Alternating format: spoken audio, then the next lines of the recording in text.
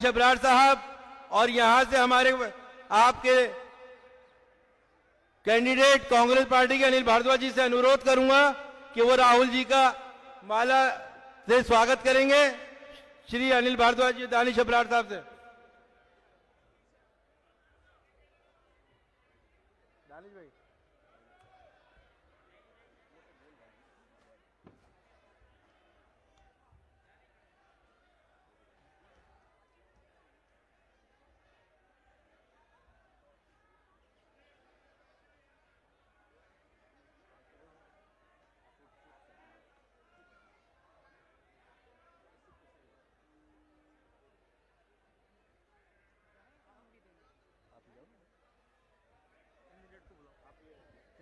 मैं अनुरोध कर रहा हूं सदर विधानसभा से हमारे कांग्रेस के उम्मीदवार आदरणीय अनिल भारद्वाज जी से कि वो आए और आप सबको संबोधित करें।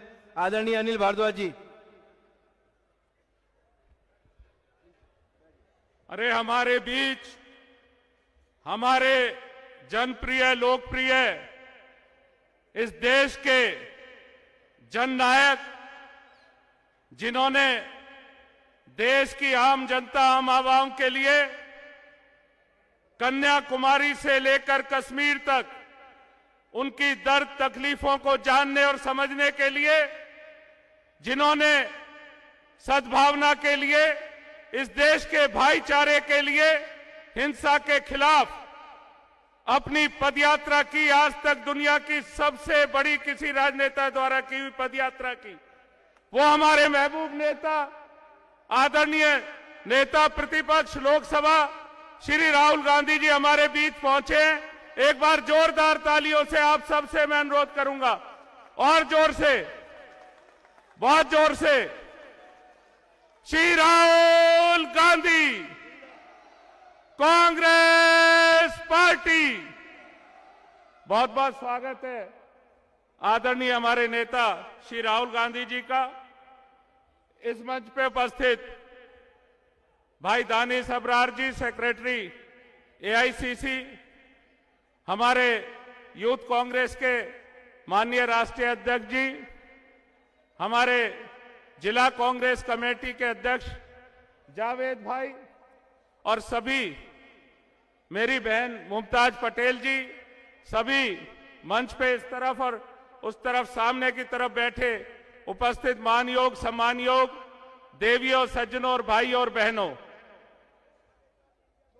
मैंने कहा था कि एक ऐसा राजनेता, एक ऐसा युग नेता जिन्होंने ऐतिहासिक भारत जोड़ो यात्रा के द्वारा इस देश के आम लोगों की तकलीफ और दर्द को समझते हुए उनके भाईचारे और सद्भावना के लिए यात्रा की, वो राहुल गांधी जो कांग्रेस के असूलों पर चलकर, कांग्रेस के बुनियादी असूलों को दिल में सजोकर इस देश की जनता के लिए और दिल्ली की जनता के लिए लड़ाई लड़ रहे हैं। आदरणीय राहुल गांधी जी के लिए मैं एक शेर कहना चाहूंगा कि तू शाहीन है, तू शाहीन है, परवाज है काम तेरा, तू शाहीन है, परवाज है काम तेरा, तेरे वास्ते आसमां और भी है, और भी है, और भी है। आपका जो आवाज है, आपकी जो लड़ाई है राहुल जी, उस लड़ाई में हमें सिपाही है, हमें इसका फक्र है। आज जब हम दिल्ली की सदर विधानसभा में यहां आपकी उपस्थिति में बात कर रहे हैं हमारे भाई बहनों से, मैं कहना चाहता हूं कि एक एक गली और सड़क और कूचे में सदर एक ऐतिहासिक जगह है, लेकिन सारी दिल्ली के ज्यादा बुरा हाल इस सदर विधानसभा में है, क्योंकि यहां के विधायक सो गए, लोगों की दुख को, तकलीफ को, पीड़ा को समझने के लिए तैयार नहीं है, सुनने के लिए तैयार नहीं है। 3-3 बार वोट देकर लोगों ने उन्हें चुना, लेकिन आज देखते हैं कि नल में पानी की जगह गली में पानी है, सड़कों पे पानी है, सड़क कहां है, गड्ढे कहां है, ये अंतर पता नहीं लगता सदर में। एक ऐसी नकारा सरकार जिसके द्वारा गरीब आदमियों का नाम लेकर दिल्ली की जनता के साथ धोखा किया गया, जो गरीबों की बात करते थे 59,000 बेघरों के लिए बनाए हुए कांग्रेस सरकार के 2013 के मकान की एक चाबी भी गरीबों को नहीं दे पाए। ऐसी गरीब की हमदर्द सरकार है। दिल्ली में एक नया राशन कार्ड नहीं बनता, एक राशन कार्ड पे नाम नहीं छपता, किसी की नई पेंशन नहीं लगती। ये दर्द है, ये सूरत हाल है। आदरणीय राहुल जी, आप देखेंगे, मैं तो दुष्यंत की कुछ पंक्तियां हैं, उसमें उस दर्द और पीड़ा को आपके समक्ष पेश कर रहा हूं, जो मेरे सदर के भाई बहन, जो हमारे दिल्ली के भाई बहन सह रहे हैं कि हो गई है पीड़ परवसी, हो गई है पीड़ परवसी। ये पीड़ा और दर्द जो है लोगों का, वो पर्वत जैसा हो गया है। हो गई है पीड़ परवसी, अब पिघलनी चाहिए इस हिमालय से, अब कोई नई गंगा निकलनी चाहिए। सिर्फ हंगामा खड़ा करना मेरा मकसद नहीं, सिर्फ हंगामा खड़ा करना मेरा मकसद नहीं। मेरी कोशिश है कि ये बदहाली की सूरत बदलनी चाहिए। आप सबका जो परेशानी और दर्द है उसको समझते हुए, आपकी दिक्कत और परेशानी को सुनने के लिए, आपसे बात करने के लिए हमारे नेता आदरणीय राहुल जी आज यहां पधारे हैं। मैं उनके और आपके बीच में ज्यादा समय नहीं लेता, लेकिन जो हमें कहते थे ना, आज हमारे काम पर वो दिल्ली की जनता महसूस करती है कि सेवा अगर किसी ने की तो कांग्रेस के लोगों ने की। हमने ईमानदारी से सेवा की है। हमने विधायक रहते हुए जीवन में 1 रुपया रिश्वत नहीं खाई। हम कहना चाहते हैं इन लोगों से जिन्होंने दिल्ली को बार बार धोखा दिया और ईमानदार ईमानदार ईमानदार का सर्टिफिकेट बांट के 32 लोग इस दिल्ली में जेल चले गए। ऐसे सूरत हाल है। हम ये कहना चाहते हैं राहुल जी कि ये जनता कांग्रेस से और आपसे उम्मीद रखती है। ये देश की जनता की तरह दिल्ली की भी उम्मीद है यहाँ पे। और जब कांग्रेस के लिए हम कहते हैं कि ये जो लोग हैं, ये जो हमारे रहनुमा लोग हैं, ये हमें प्यार करने वाले लोग हैं, ये आपके भरोसे पर हमारे साथ खड़े हैं। ये भरोसा राहुल गांधी जी का है, ये भरोसा कांग्रेस पार्टी का है। उसके लिए जब कहा जाता है ना कि कौन कहता है कि आसमां में छेद नहीं होता, अरे एक पत्थर तो जरा तबीयत से उछालो यारो। इस बार बदलाव की हवा है, कांग्रेस की हवा है, आपकी हवा है। बदल दीजिए नकारा निकम्मे इस सरकार को और विधायकों को, और राहुल गांधी जी की गारंटी पे चुन दीजिए ईमानदार और सेवा करने वाले लोगों को। हमने जितनी सर झुकाकर आपसे वोट मांगी है, उससे ज्यादा सर झुकाकर आपकी सेवा करते हैं और ऐसे ही करेंगे हमेशा, क्योंकि हमें सिखाया ही गया है। और जब डूबने लगता हूं, कांग्रेस के लिए और कहना चाहूंगा, जब डूबने लगता हूं तो सागर उछाल देता है। मैं मेरे नेता आदरणीय नेता प्रतिपक्ष लोकसभा और इस देश के जननायक आदरणीय परम श्रद्धेय न्याय योद्धा श्री राहुल गांधी जी को आपके बीच इन शब्दों के साथ आमंत्रित कर रहा हूं कि आप ही हैं जिससे भरोसा ये आवाम रखती है, आप ही हैं जिस पे भरोसा ये हमारे भाई बहन रखते हैं। आदरणीय श्री राहुल गांधी जी से मैं विनम्र प्रार्थना करूंगा कि वो आए और अपना मार्गदर्शन और उद्बोधन हमें दें। आदरणीय श्री राहुल गांधी जी, जोरदार तालियों के साथ, जोरदार तालियों के साथ राहुल गांधी, राहुल गांधी, कांग्रेस पार्टी।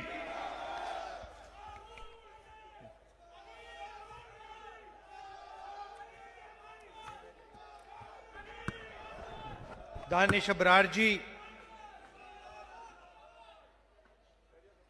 उदय भानु छिब जी, इरफान अंसारी जी, जावेद मिर्जा जी, रोहित चौधरी जी, हमारे कैंडिडेट अनिल भारद्वाज जी, स्टेज पे सीनियर नेता, हमारे प्यारे कार्यकर्ता भाइयों और बहनों, प्रेस के हमारे मित्रों, आप सबका यहां बहुत बहुत स्वागत, नमस्कार। कैसे हैं आप? मूड ठीक है?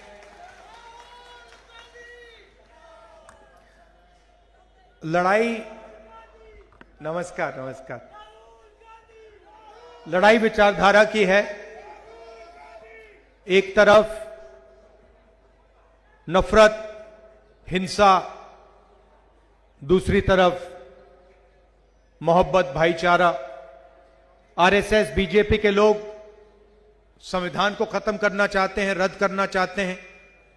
अंबेडकर जी का संविधान, गांधी जी का संविधान हिंदुस्तान के हर नागरिक का, हर धर्म का, हर जात का, हर भाषा का संविधान, इसको ये खत्म करना चाहते हैं, रद्द करना चाहते हैं। दूसरी तरफ कांग्रेस पार्टी, जिसने आपके साथ मिलकर यह संविधान बनाया था। इस संविधान में साफ लिखा है कि हिंदुस्तान सबका है, गरीबों का, अमीरों का, हर धर्म का, हर जात का, हर भाषा का। यह लड़ाई चल रही है। जहां भी हम देखते हैं बीजेपी, आरएसएस के लोग भाई को भाई से लड़ाते हैं। एक धर्म को दूसरे धर्म से, एक जात को दूसरी जात से, एक भाषा को दूसरी भाषा से। इनका लक्ष्य आपका पैसा आपसे छीनकर हिंदुस्तान के अरबपतियों को देने का है। मैं आपको याद दिलाना चाहता हूं कि नरेंद्र मोदी जी ने हिंदुस्तान के 25 सबसे अमीर लोगों का 16 लाख करोड़ रुपया कर्जा माफ किया है। 16 लाख करोड़ रुपया कोविड के समय इनका कर्जा माफ किया। इनके लिए नोटबंदी की, इनके लिए गलत जीएसटी लागू करवाई, और जब भी मौका मिलता है अदानी, अंबानी जैसे लोगों का कर्जा माफ कर देते हैं। मैंने कहा कि ये मीडिया के हमारे मित्र हैं, मगर ये मित्र नहीं है, ये जनता के मित्र नहीं है। ये 24 घंटा अंबानी जी की शादी दिखा देंगे, मोदी जी का चेहरा दिखा देंगे, मगर दिल्ली की जो हालत है, गरीबों की जो हालत है, महंगाई, बेरोजगारी, किसानों की हालत, इसके बारे में ये 1 मिनट आपको टीवी पे नहीं दिखाएंगे। औजार ये उनके हैं, मीडिया वाले अंबानी, अदानी के औजार हैं, मोदी जी के औजार हैं, और इनका काम आपके ध्यान को इधर उधर करने का है। आपके सामने सच्चे मुद्दे हैं, आपको रोज दिखते हैं। महंगाई, बेरोजगारी, पोल्यूशन, पीने का पानी नहीं मिलता है, ये आपके मुद्दे हैं। मगर ये मीडिया वाले, नरेंद्र मोदी जी, इन मुद्दों के बारे में आपको कभी नहीं बताएंगे। रोजगार देश में स्मॉल और मीडियम बिजनेस वाले देते हैं। ये अरबपति जो हैं, चाहे अंबानी हो, अदानी हो, ये रोजगार नहीं देते हैं। इनकी हजारों लाखों करोड़ रुपए की कंपनी होती है, मगर इन कंपनियों में बहुत कम लोगों को रोजगार मिलता है। रोजगार छोटे बिजनेस वाले, छोटे व्यापारी, स्मॉल मीडियम बिजनेस वाले, ये रोजगार देते हैं और ये इनोवेशन भी करते हैं। इनको मारने का हथियार नोटबंदी और फिर जीएसटी। नरेंद्र मोदी जी ने हिंदुस्तान के सारे जो स्मॉल एंड मीडियम बिजनेसेस हैं, उनको खत्म किया है, नोटबंदी करके और गलत जीएसटी लगाकर। अलग अलग बैंड्स हैं, 5 अलग अलग बैंड्स हैं, अलग अलग टैक्स है। छोटा व्यापारी पर पूरा का पूरा जीएसटी का बोझ पड़ता है। अदानी, अंबानी जी जितने भी उनको अकाउंटेंट्स चाहिए वो अकाउंटेंट्स ले आते हैं, जीएसटी से उनको नुकसान नहीं होता, छोटे व्यापारी खत्म होते हैं। और नतीजा क्या आया है? नतीजा यह है कि छोटे व्यापारी जैसे ही खत्म हुए, स्मॉल और मीडियम बिजनेसेस जैसे ही खत्म हुए, वैसे हिंदुस्तान की जनता को रोजगार खत्म हो गया। आज हिंदुस्तान में 50 साल से सबसे ज्यादा बेरोजगारी है। मीडिया में आपको बताएंगे नहीं, मगर आपको दिख रहा है। आपके बच्चे इंजीनियरिंग पढ़ते हैं, मेडिकल पढ़ते हैं, आपका पैसा जाता है। सरकारी कॉलेजेस यूनिवर्सिटीज तो है नहीं, प्राइवेट यूनिवर्सिटीज और कॉलेजेस में आपका लाखों रुपए जाता है। कुछ टाइम पहले मैं दिल्ली रेलवे स्टेशन में था, एक युवा मेरे पास आया, लाल शर्ट पहनी हुई थी, कुली का काम कर रहा था। मैंने पूछा, क्या पढ़े हो तुम? मुझे कहता है, राहुल जी आप यकीन नहीं करोगे, मैं सिविल इंजीनियर हूं। लाखों रुपए मेरे पिता ने मेरी शिक्षा के लिए दिए प्राइवेट यूनिवर्सिटी में, मैं सिविल इंजीनियर बना।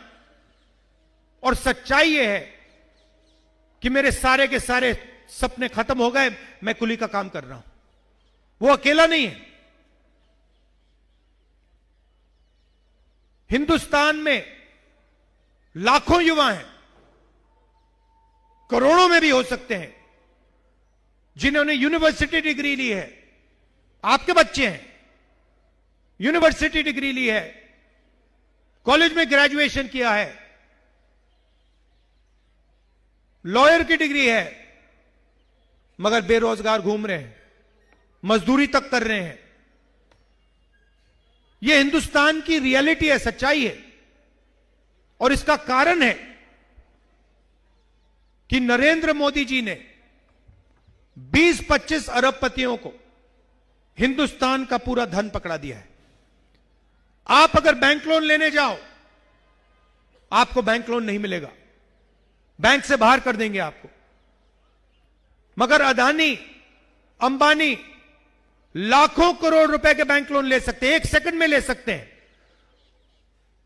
और अगर वो बैंक लोन वापस नहीं देते हैं तो उनका बैंक लोन माफ हो जाता है। ये सच्चाई है।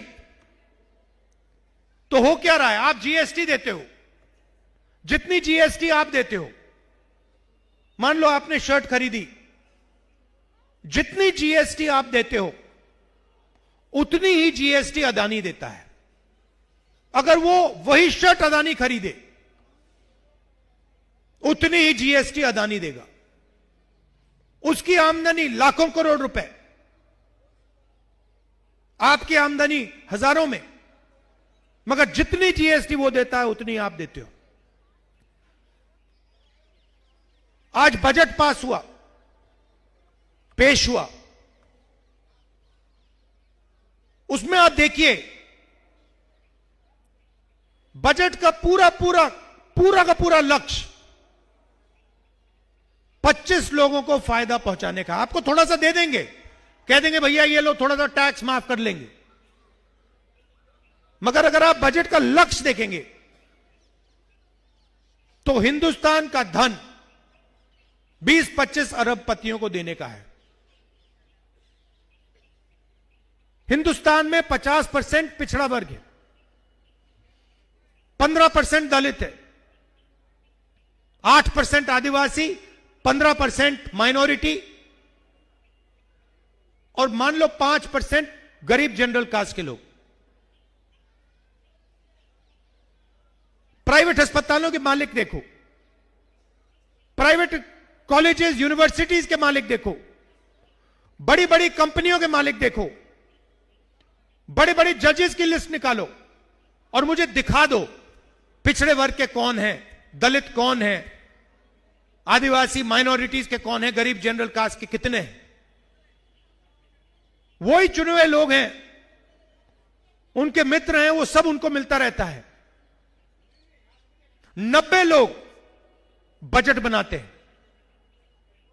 जो आपका पैसा बंटता है, आज बटा है, 90 लोगों ने निर्णय लिया है। पिछले साल मैंने उनकी लिस्ट निकाली, मैंने क्या पता लगाता हूं ये है कौन। 50% पिछड़े वर्ग की आबादी है। 90 में से 3 पिछड़े वर्ग के लोग हैं, अफसर हैं। छोटे छोटे डिपार्टमेंट पकड़ा रखे हैं। अगर बजट में 100 रुपए बढ़ते हैं तो पिछड़े वर्ग के अफसर 5 रुपए का निर्णय लेते हैं। यहां पे मेरे दलित भाई बहन हैं, आपके बारे में बहुत बात होती है। आपके 90 में से 3 अफसर हैं, छोटे छोटे डिपार्टमेंट दे रखे हैं, पीछे बैठा रखा है। अगर कुछ उल्टा सीधा बोलते हैं, एसीआर में करियर खत्म करा जाता है। अगर 100 रुपए बजट में बढ़ते हैं, दलितों की आबादी 15% है, अगर 100 रुपए बढ़ते हैं तो 1 रुपया का निर्णय दलित अफसर लेते हैं। आदिवासी 8% हैं, 100 रुपए में से 10 पैसे का निर्णय वो लेते हैं। तो सब मिलाकर दलित, आदिवासी, पिछड़ा वर्ग, अगर आप सबको मिला लो, 100 रुपए में से 6 रुपए 10 पैसे का निर्णय आप लोग लेते हो,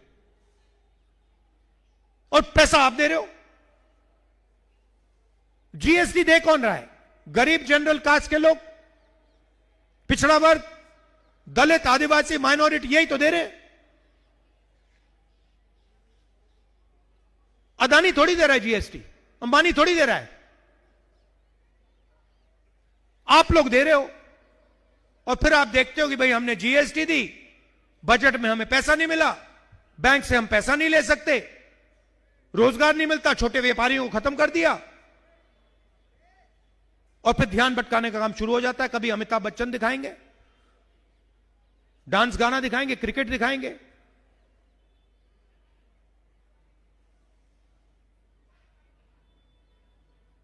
कुंभ मेला में धूमधाम से दिखा रहे थे, वहां पे स्टैम्पीड हुआ, लोग मरे। आज तक देश को नहीं बता रहे यहां कितने लोग मरे। तो इनके लिए सारा का सारा जो भी ये करते हैं, अदानी और अंबानी को मदद करने के लिए करते हैं। राम मंदिर का इनॉग्रेशन था, आपने देखा, आपने अपनी आंखों से देखा। मुझे आप बताओ, जब राम मंदिर का इनॉग्रेशन हो रहा था, आपने किसी गरीब व्यक्ति को वहां देखा? किसान को देखा? मजदूर को देखा? अदानी देखा आपने, अमिताभ बच्चन देखा, अंबानी देखा, पूरी लाइन देखी आपने उनकी। और फिर मोहन भगवत कहते हैं कि 15 अगस्त 1947 को हमें आजादी नहीं मिली, आजादी अब मिली है। मोहन भगवत का कहना है कि आजादी तो मोदी जी के आने के बाद मिली है। यह सीधा संविधान पर आक्रमण है। अगर 1947 में आजादी नहीं मिली तो फिर इस किताब का क्या मतलब है? तो यही हो रहा है। और बीच में केजरीवाल जी आ गए। विचारधारा की लड़ाई चल रही है कांग्रेस बीजेपी के बीच में केजरीवाल जी आए, खंबे पे चढ़ गए।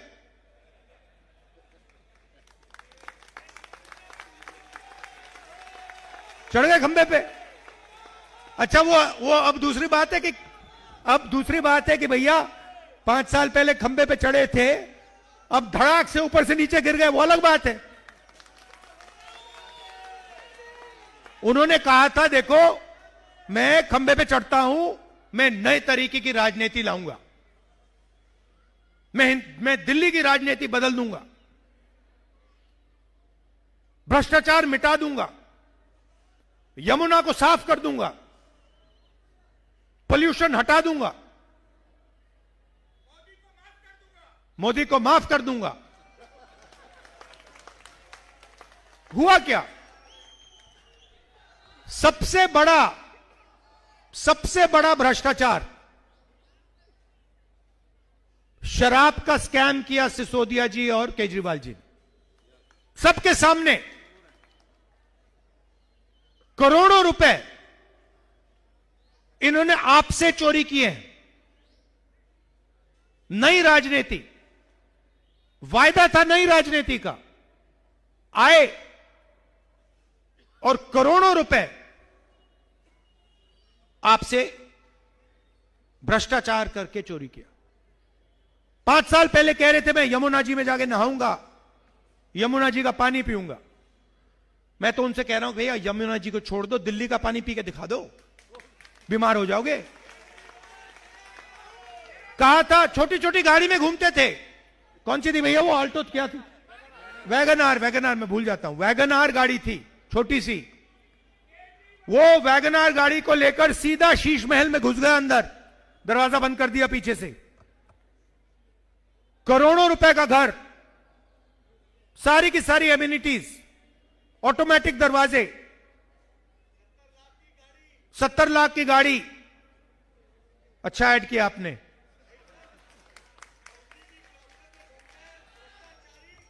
अच्छा फिर उन्होंने अपनी टीम की लिस्ट दिखाई, नाम पढ़ लेता हूं मैं। टीम केजरीवाल, ये देखो, ये है, देख रहे हो, ये टीम केजरीवाल देखो भैया। Team Kejriwal, number 1 Arvind Kejriwal, number 2 Manish Sisodia, number 3 Atishi Singh, number 4 Sanjay Singh, Satyendra Jain, Raghav Chadha, Sandeep Pathak, Saurabh Bharadwaj और अवध ओझा। इसमें भैया मुझे पिछड़े वर्ग का नेता दिखा दो, दलित नेता दिखा दो, मुसलमान नेता दिखा दो, कहां है? अच्छा इन्होंने अच्छा काम किया। मैं पढ़ रहा था, अंबेडकर जी ने कहा था एजुकेट, एजिटेट, ऑर्गेनाइज। आपने मूर्ति देखी होगी अंबेडकर जी की, उनके हाथ में कॉन्स्टिट्यूशन, हाथ में किताब। उनका कहना था कि हिंदुस्तान के लिए सबसे जरूरी चीज शिक्षा है, और दलितों से उन्होंने कहा कि आपको शिक्षित होना चाहिए। अब दलित विरोधी केजरीवाल जी ने क्या किया मैं आपको बताता हूं। उन्होंने आपको बताया कि दलितों के लिए हम स्कॉलरशिप ला रहे हैं। स्कॉलरशिप कितने की दी? 25 लाख रुपए की। 25 लाख रुपए स्कॉलरशिप में दिए बस। और एडवर्टाइजिंग कितने की 25 करोड़ की। मतलब 25 लाख आपको दिए और फिर मीडिया को 25 करोड़ रुपए दे दिए एडवर्टाइजिंग करने के लिए। यह है केजरीवाल जी।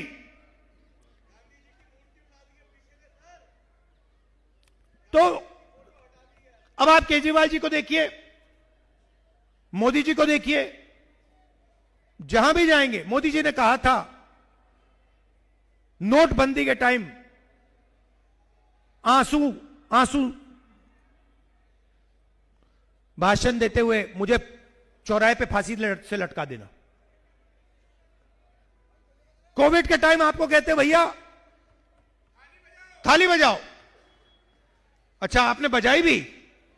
अभी आप ताली बजा रहे हो, मगर उस टाइम आपने बजाई थाली, और आप थाली बजा रहे थे। कोविड फैल रहा था, अस्पताल जा रहे थे आप लोग। उसके बाद आप मोदी जी ने कहा मोमबत्ती जलाओ, मोबाइल फोन की लाइट ऑन करो, ठीक है। और फिर लाखों करोड़ रुपए वैक्सीन में, कर्जा माफी में अरबपतियों को पकड़ा दिया। ये झूठे वायदे करते रहते हैं 24 घंटा। एक ही चीज है,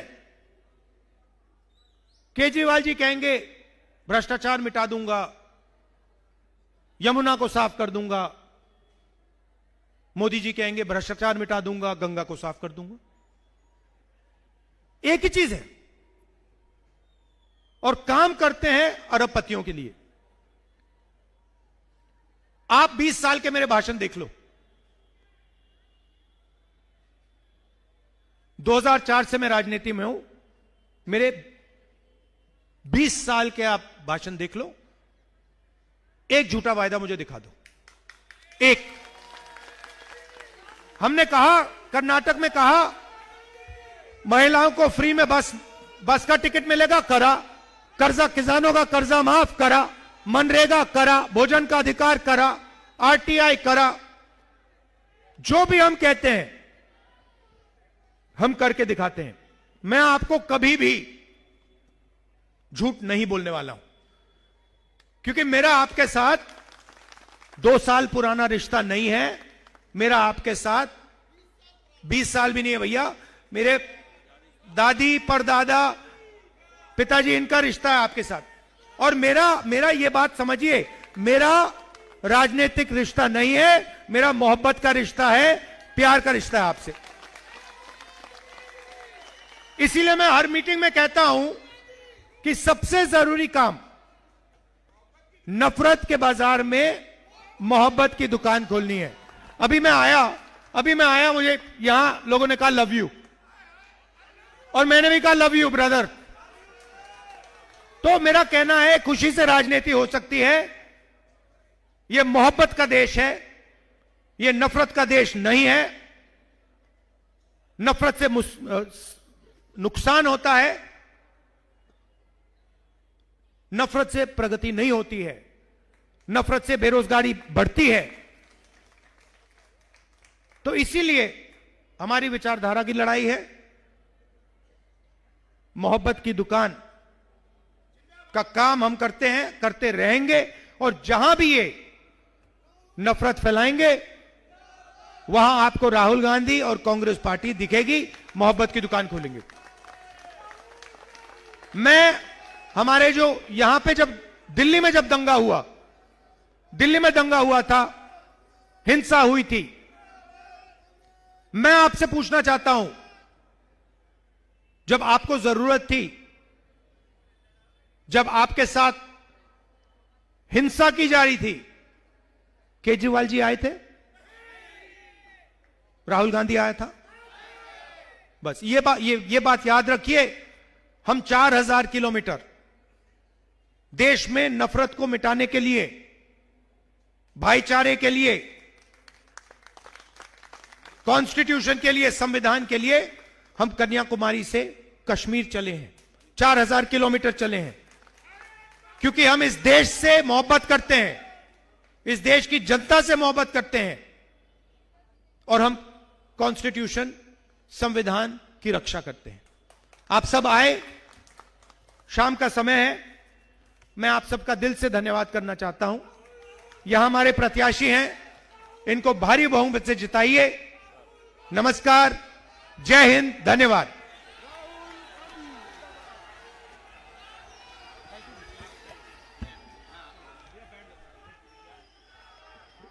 आदरणीय लाखों दिलों की धड़कन और हम सबके नेता राहुल गांधी जी का, सम्मानित मंच का, और तमाम जो लोग आप लोग यहाँ हैं, उन सब का दिल की गहराइयों से धन्यवाद करता हूं।